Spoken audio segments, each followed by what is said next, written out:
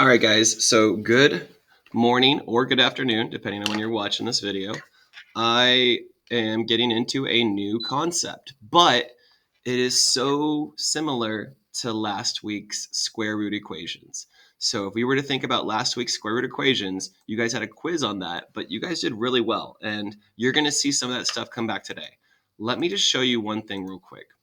I'm going to show you this visual, and this visual is I just want you to take it in a little bit, look at what's going on here. These are the words I use for this concept. Now, first of all, before you look at anything over here, this shouldn't look too crazy to you.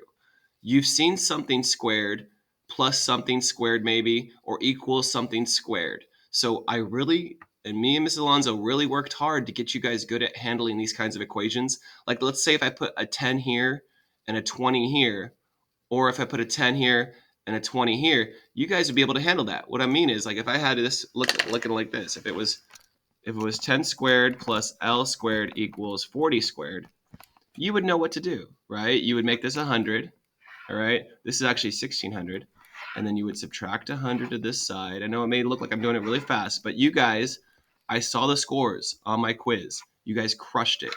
And then what would you do at the end? You would square root it.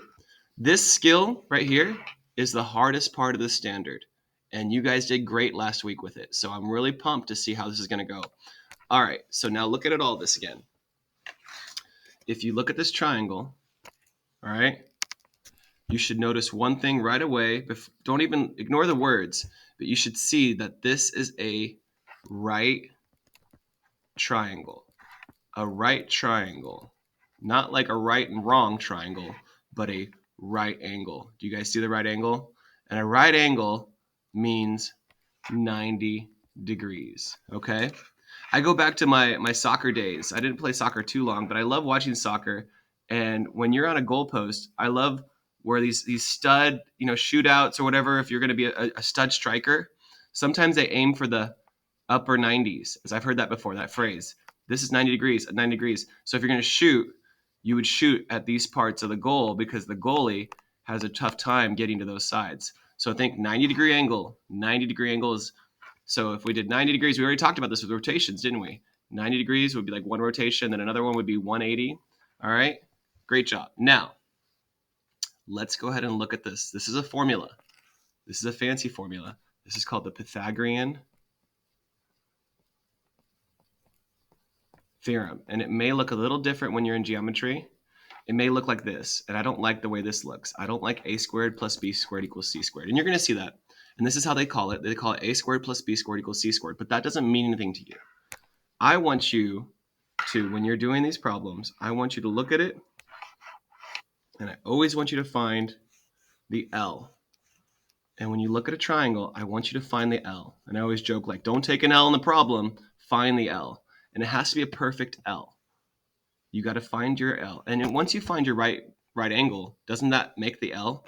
Doesn't this right angle make your L? So if you found your L, what does L stand for? Your legs. And that's how I kept teaching it to everybody in my classes. The L creates your legs. And that's part of your formula, okay? So we're going to go to a paper format in just a second to show you how to do this work, but you're going to be fine. I'm really pumped about how you guys are doing with this concept so far, and we haven't even touched on this idea of a triangle involved. But the idea is you're going to be given two numbers. You're going to be given two numbers of the three. There's three numbers here you're going to be given, but you're going to be given two of them. Maybe you'll get a leg and another leg, or maybe you won't. Maybe you'll be given a leg and the hypo. We're going to call it the hypo, but the fancy word for it is hypotenuse. But I go short, I go hypotenuse, all right? It's called the hypotenuse, and it's this side over here. And we're going to talk more about this week. This is just your intro, start of the week kind of stuff. But this hypotenuse, listen to me clearly, is always the longest side. It's always the longest side. It's always going to be longer than the legs. Always, always, always, okay? So the hypotenuse is always going to be longer than the legs. And I've talked a lot right now, so I want you guys to think. You're not writing any of this down yet. we're going to go to our notes on a flow map right now. And we're going to go ahead and work this out. And you're going to start to get the hang of it. And I'm going to show you the 2 different ways these are going to look. Okay, let me get back here and let's get to our notes. So if we're looking at our flow map right now, I'm going to give you a triangle. I'm going to draw it out and I'm going to see. Sometimes I try to get fancy, see if you can find the L. You just have to take your time to find the L, okay? So find the L. Can you see it? All right, and I'm going to draw another triangle down here. And sometimes the L might be upside down. Sometimes the L might be to the side. But you're always looking for that right angle symbol, too. Sometimes they don't put it on there, which really irritates me. It gets me triggered, but for the most part, they do have that right angle symbol, okay? So what I want you to do is find your legs. Where are your legs at? And if I said, which ones are your legs, real quick, I would want you to label it L, L, and H. Can you label your legs on this triangle and the H? And if you're lost, don't worry. Remember, you have to find the L. Find the L first, and then you can go ahead and locate it and solve it. So where is the L? Where's the right angle? You guys see it? All right, so that's an L, that's an L, and that's an H. Okay, go ahead and label that for me. We have here. You guys see that one?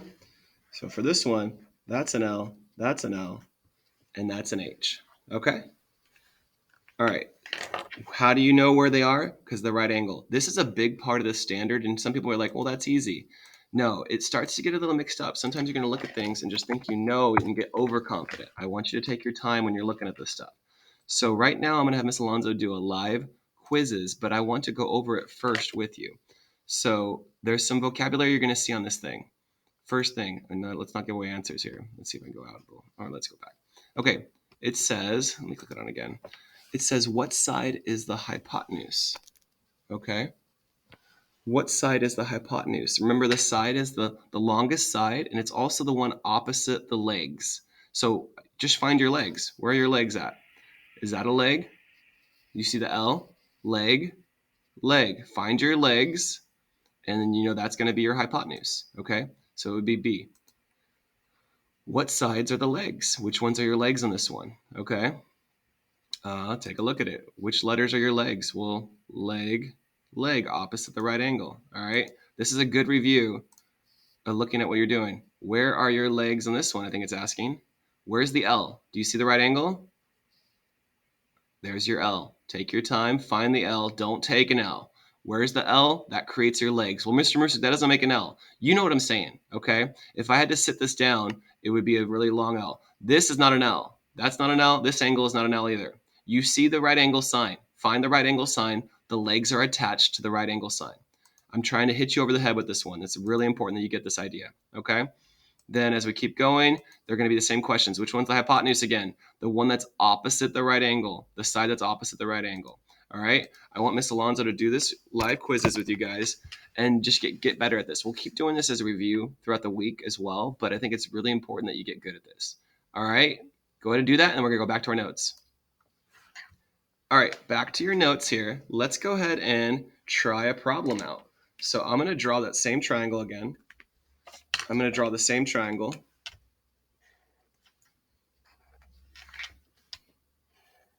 And I'm going to do the same one down here. And I would put a note here saying, identify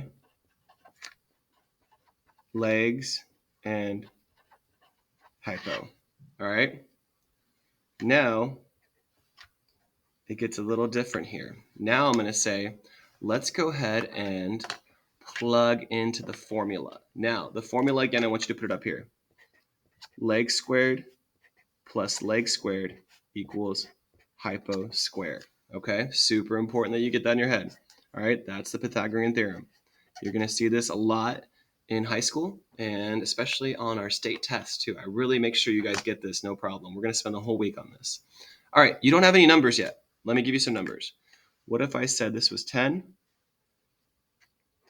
This was 15.